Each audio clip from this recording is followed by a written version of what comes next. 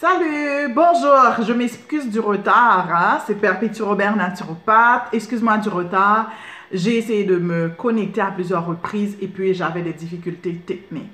Bon, ok, désolé, mais quand même, pour ceux et celles qui m'attendaient le midi, vous allez quand même avoir la chance de le regarder, même si vous ne m'avez pas live. Et si vous m'avez trouvé live, je vous invite à à vous poser des questions dans la section des commentaires. Comme vous le savez bien, c'est le mois de mai et le mois de mai est souvent consacré à la femme. Donc, on va parler des sujets qui effectivement va porter à la santé des femmes. Donc, salut Marie-France, merci de rejoindre. Je vais partager mon live sur des groupes, Sortir sa santé de l'enfer, groupe en français, et puis sur le groupe haïtien, Sortir votre santé de l'enfer, ok? Donc, en attendant, je vous invite à partager le live avec vos amis, de la famille, et surtout si vous savez qu'il y a des femmes qui ont des problèmes de santé féminine. C'est un phénomène qui arrive de plus en plus, ok? De plus en plus de femmes ont des problèmes pour enfanter. C'est mondial, hein? Et j'en rencontre beaucoup. J'en rencontre beaucoup dans notre communauté, enfin, que des femmes noires, des femmes haïtiennes qui ont ces problèmes-là. Et souvent, on va voir que ces femmes-là, qui sont assez jeunes, hein, ont des problèmes de fibrome ou des problèmes de kyste, cela veut dire que le corps est en train d'avoir des problèmes à la résistance à l'insuline. Donc, je ne sais pas comment vous le dire encore, mais souvent avec beaucoup de problèmes qu'on a, on va voir que la résistance à l'insuline, c'est une base. Ça ne veut pas dire autant que vous êtes diabétique. Vous pouvez passer peut-être votre vie à avoir des problèmes de résistance à l'insuline sans pour autant développer le problème de diabète, ok? Mais ça ne veut pas dire pour autant que les retombées sur la santé, vous n'allez pas les avoir. On parle de retombées sur la santé en termes de résistance à l'insuline, c'est des dommages qui se font. D'ailleurs, lorsque votre médecin vous diagnostique, prononce que vous êtes diabétique, dans beaucoup de cas, ça fait longtemps que vous êtes diabétique. Ça fait longtemps que le corps est en train de se battre, est en train de jongler avec un taux de sucre qui est assez élevé. Donc, un des problèmes que des gens qui ont des problèmes pour enfanter, d'infertilité, ça peut être la résistance à l'insuline, qui se montre sur différentes formes, comme je vais vous le dire, les formes comme des fibromes, okay, c'est un surplus de mucus aussi qui s'en va au niveau du corps. Ça peut être des problèmes de polycystite ovarien, le syndrome polycystique ovarien, qui est dans souvent des cas, ou la majorité des cas, où on le dit même, c'est des problèmes qui ont des santé. Donc, dis-moi, est-ce que vous êtes capable de m'entendre? Est-ce que vous m'entendez? Est-ce que vous m'entendez? J'ai l'impression non, qu'on ne m'entend pas.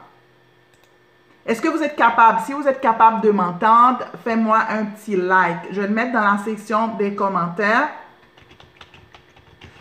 que vous m'entendez, ok? Je vais le mettre dans la section des commentaires. On dirait que... je m'entends pas vraiment. Répondez-moi si vous m'entendez. OK. Sinon, laisse voir. Est-ce que vous êtes capable de m'entendre maintenant? Est-ce que c'est mieux? Est-ce que c'est mieux? Laisse voir. C'est mieux? Bon, oui, je pense que oui, ça va, ça marche. OK. Non, j'avais peur un peu parce que Depuis ce matin, j'essaie, je suis passée de l'ordi et puis je suis venue sur le cellulaire. Oui, comme je le disais, c'est que dans le cas de polycystite ovarien syndrome, le syndrome polycystique, dans le cas de fibrome, dans le cas de kyste, souvent, qu'est-ce qui arrive? C'est le corps est en train de se battre avec des problèmes de résistance à l'insuline. Ça veut dire que le corps reçoit un nombre élevé de sucre qui reste dans la circulation sanguine et le corps a vraiment de la difficulté à faire entrer ce sucre-là au niveau des cellules pour être utilisé comme énergie. Donc, ça va faire l'objet peut-être d'un autre live, ce qui a trait à qu'est-ce qui se passe vraiment quand quelqu'un est diabétique. À part des problèmes de résistance à l'insuline, ça peut être d'autres problèmes hormonaux également qui font en sorte que la personne a de la difficulté à être en grossesse. Et tout est lié. Même les problèmes de fibrome aussi ou de syndrome polycystique, il y a un dérangement au niveau hormonal qui se fait également. OK. Donc, maintenant, on va parler de fausse couche. C'est quoi exactement le fausse couche?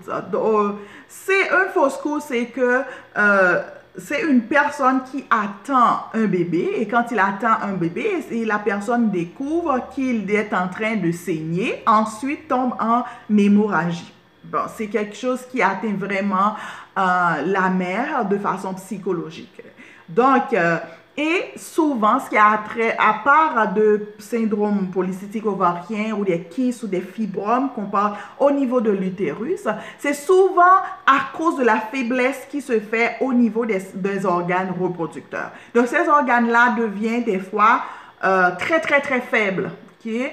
Donc, déjà, si que le kyste se développe au niveau de l'utérus ou les fibromes, c'est une façon pour dire, oh, cet organe-là, il a une faiblesse.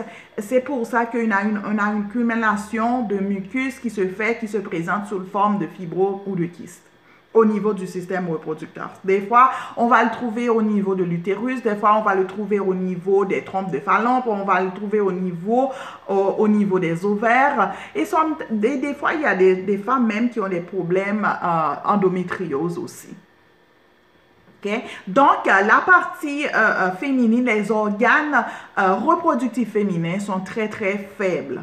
Et c'est quelque chose qui s'est établi souvent dans des années. Et un signe que, dès le jeune âge aussi, on va voir qu'il y a des signes qui se donnent que ces organes-là sont très faibles. Certaines personnes ont la chance qu'ils ont pu avoir des enfants et d'autres ont malheureusement malchanceuses n'ont pas pu avoir des enfants.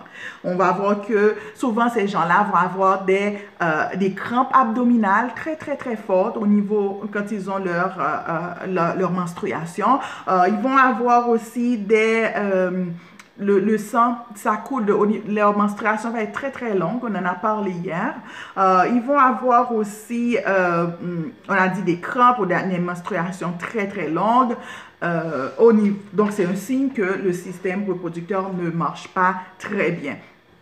Donc, ce qui arrive, c'est parce que les gens ont tendance à tourner au lieu d'adopter une condition de nutrition qui est très, très, très faible, qui est très pauvre, on pourrait dire très pauvre. Ça veut dire que la consommation ou la nourriture qu'ils mangent sont très pauvres, sont dénaturées. Et aussi, on va le dire, aussi des habitudes de vie qui ne sont pas très bonnes. C'est malheureusement la majorité des problèmes qui arrivent quand la personne vit des fausses couches à répétition. Donc, il y a des formules. La première chose à faire, c'est de changer ton alimentation. Je sais qu'on va vous peut-être donner des hormones. Dans beaucoup de cas, il y a des femmes, on va leur donner des hormones.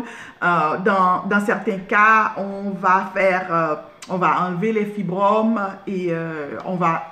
Des fois même, c'est tellement poussé, les problèmes de fibrome d'utérus, on va même aller jusqu'à enlever de l'utérus. Je pense que j'ai peut-être 3, 4, 5 de mes amis qui n'ont pas d'utérus. Donc, c'est bien dommage.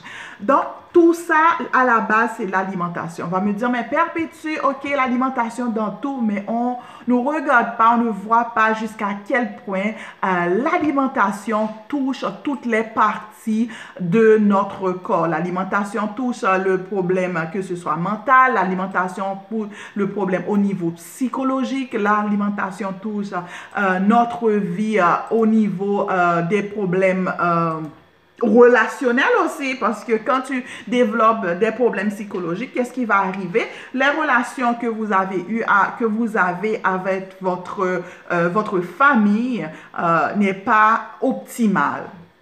Okay? Une mauvaise alimentation fait en sorte aussi que vous ne devenez pas quelqu'un, un être conscient, un être qui est capable de réfléchir, de voir. Un être conscient, c'est quelqu'un qui est capable de voir la bonne chose, enfin, ce qui est bon, ce qui est mal dans sa vie, dans la vie des autres gens, mais souvent dans notre vie à nous. Puis, on va faire un choix. Donc, l'alimentation vraiment va affecter notre niveau de conscience. Donc, si on retourne à notre problème de fausse couche, donc l'alimentation qui est riche en gras, oui, ça va retourner encore, riche en gras, riche en sucre, riche en produits transformés, va faire en sorte que les fibromes, les kystes vont là-bas. Et des problèmes émotionnels aussi va affecter au niveau de la femme dans sa partie féminine aussi. Parce que les pensées, n'oubliez pas que les pensées ont une relation directe avec notre corps. Donc, une bonne santé, un bon corps. Un corps sain et dans un esprit sain. Donc, c'est ça. La première solution à faire, c'est de vraiment changer votre alimentation pour une alimentation qui est beaucoup plus énergétique, pour une alimentation qui est beaucoup plus vivante, pour une alimentation qui est beaucoup plus basée sur des légumes, les fruits, des noix, on peut dire des crudités. Oui, crudité. Les gens pensent que quand je dis crudité, ça allait manger votre riz ou des fèves trop crues. Non, c'est pas ce que je veux dire. Quand vous faites des smoothies, quand vous faites des salades de fruits, quand vous faites des salades avec votre chou, vous ajoutez d'autres choses. Tout ça fait partie de l'alimentation crue. OK? Et ça fait partie, merci pour le like, ça fait partie de l'alimentation qui est énergétique. Cette alimentation non seulement va nourrir notre corps des bons enzymes, ça va nourrir notre corps au niveau de notre microbiote intestinal. Quand on dit le microbe intestinal, au niveau des intestins, va automatiquement affecter le microbe intestinal au niveau du système reproducteur, au niveau du vagin. On sait qu'on a un microbiote au niveau du vagin et automatiquement cette alimentation crue-là, ça va nettoyer au niveau des artères, donc ça va automatiquement travailler au niveau de votre problème d'hypertension artérielle et éventuellement au fil du temps va travailler au niveau de votre diabète si vous faites de votre résistante à l'insuline. Ça, c'est un. La deuxième chose que vous pouvez faire, c'est changer votre style de vie. Quand on parle de style de vie, on parle de est-ce que vous êtes quelqu'un qui est très stressé. Donc, votre gestion du stress également touche votre style de vie. Parce que quelqu'un qui mange une alimentation assez bonne, okay, d'ailleurs, automatiquement, le corps devient plus fort, le système nerveux devient plus fort, donc on est capable de mieux faire face à les difficultés et au stress de la vie. Deuxièmement, on va voir que cette personne-là va être moins fatiguée, donc moins stressée. Et ensuite, ajouter le plus que possible de l'exercice physique. Quand je parle de l'exercice physique, je ne vous parle pas d'aller dans un gym ou d'aller faire du cardio 1 heure de temps par jour. Non, l'exercice physique n'a pas vraiment besoin de ces problèmes-là, à moins que vous avez un objectif en tête bien déterminé. Ben, dans le cas contraire, un petit 5 exercices de 10 à 15 minutes par jour, moi je donne mes clients des exercices. 5 minutes par jour est suffisant pour avoir une bonne circulation sanguine. Et spécialement si vous faites le high intensity exercice. Ça veut dire que des exercices à haute intensité qui va augmenter la circulation sanguine très rapidement et va faire en sorte que le cœur va solliciter le cœur et va faire en sorte que le muscle cardiaque est capable de travailler. Déjà, c'est déjà deux mots-clés. Deux choses bien importantes, l'alimentation et la santé et les habitudes de vie qui est l'exercice physique. On parle aussi de la respiration. Et troisièmement, ce serait d'implémenter des plantes. Pour ces plantes-là, vous pouvez me contacter directement. On pourra parler d'un plan si vous avez des problèmes de grossesse. On pourra parler comment est-ce qu'on peut développer un plan pour pour supporter le système reproducteur féminin et en fin de compte, aider le système reproducteur à devenir plus fort et garder le bébé. C'est sûr que même dans certains cas où on a des hémorragies, il y a des plantes qui sont capables, si le bébé est encore vivant et que la personne saigne, pour arrêter cette fausse couche-là qui s'attend. Il y a des plantes qu'on donne pour arrêter que le sang arrête de couler et garder le bébé. OK? Yeah. Avez-vous des questions? Avez-vous des questions? Ça va être des petits segments parce que je ne vais pas prendre beaucoup de sujets, mais juste des petits sujets de temps en temps pour discuter pendant tout le mois de mai pour ceux et celles qui veulent devenir maman ou du moins pour la santé des femmes en général. Parce que une bonne alimentation ne touche pas seulement quelqu'un qui veut ne pas avoir des fausses couches ou quelqu'un qui veut avoir des bébés, mais une bonne alimentation et une bonne régime, un bon style, de bonnes habitudes de vie, c'est bon pour tout le monde, que vous soyez femme, que vous soyez homme, c'est très très bon.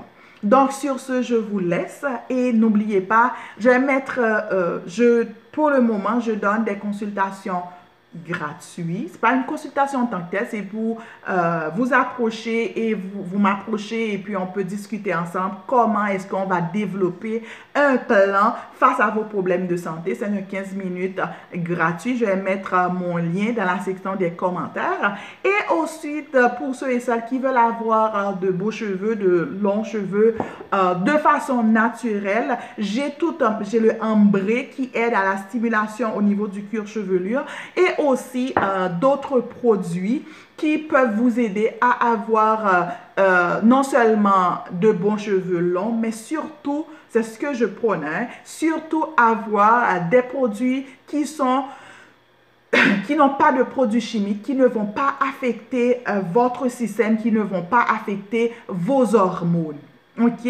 Merci pour les likes et je vous demande de partager la vidéo avec vos amis, vos familles. Ça me ferait plaisir parce qu'on doit partager les bonnes nouvelles d'une bonne santé basée sur l'alimentation. Et même mes produits pour la peau, les produits pour cheveux sont partis de la cosmétique alimentaire. Ça veut dire que j'utilise que des aliments pour avoir de bons cheveux, de longs cheveux et prendre soin de votre cuir chevelu. Donc, c'était tout pour aujourd'hui. Perpétue Robert, naturopathe. Je suis également sur Instagram et aussi sur WhatsApp. Donc, je vais tout mettre dans la section des commentaires. OK et à bientôt. Bye bye.